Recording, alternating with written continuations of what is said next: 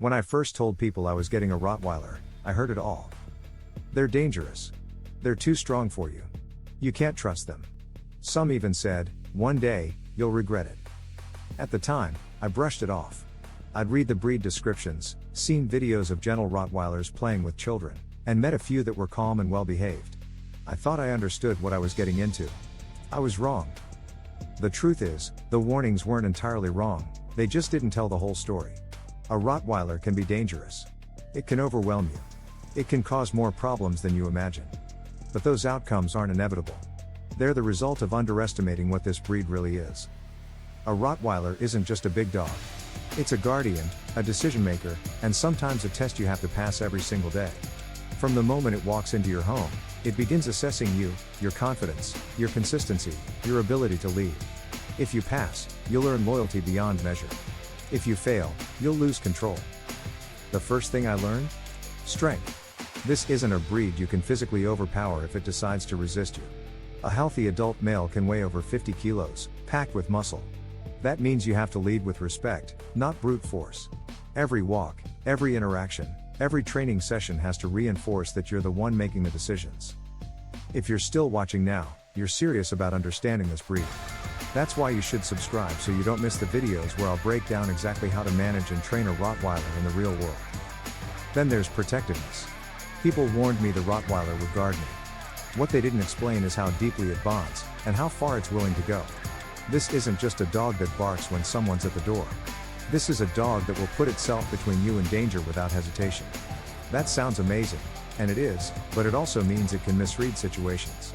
Without socialization, it can see every unfamiliar person as a threat. The intelligence surprised me, too. A Rottweiler isn't blindly obedient. It's thinking all the time, evaluating your instructions. If it doesn't see the logic, it may hesitate. That's not stubbornness, it's the mind of a working dog bred to make its own calls in the field. But for a first-time owner, that can feel like defiance. And the emotional side? No one told me that a Rottweiler can be sensitive. When the bond is strong, they read your mood instantly. If you're stressed, they feel it. If you're angry, they notice. Raise your voice in frustration, and you might see confusion or hurt in their eyes. This sensitivity is a double-edged sword. It makes training through trust incredibly effective, but it also means you can't train with impatience or inconsistency. There's also the reality of public perception. People cross the street when they see you coming. Neighbors may assume your dog is dangerous without knowing it. In some Indian housing societies, you'll face outright restrictions or fear-based complaints. Owning a Rottweiler means you carry the weight of proving the breed's reputation wrong every single day. The care is more intense than I expected. Exercise isn't optional. A Rottweiler needs physical work and mental challenges daily. Without it, that protective energy can turn inward, leading to frustration, destructive behavior, or restlessness. This means rearranging your life, early morning walks in summer, training sessions in the evening, structured play instead of mindless fetch. If you own a Rottweiler now or are planning to, drop a comment below telling me what you've been warned about. I read every reply and might feature yours in the next video.